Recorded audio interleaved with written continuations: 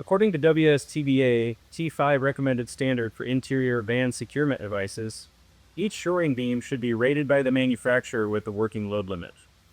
This working load limit should be on the label on the beam.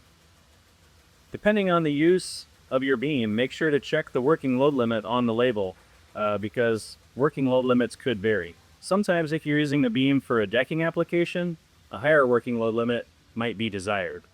For simple shoring applications, to prevent movement forward and back, a lower working load limit may be acceptable. So shoring beams come in a variety of options in terms of what they're made of, the load rating, etc. This beam on the bottom, for example, is made of a steel body. The trade-off is, compared to an aluminum beam, the steel body only has a working load limit of 1,500 pounds. As we move up into the aluminum shoring beam, it has a little bit higher load rating of 2,200 pounds. The steel shoring beams are generally more rigid, with less deflection than the aluminum in transit. For decking applications, the steel could be desired. The aluminum beams are also available in a heavy-duty option with a 3,000-pound working load limit.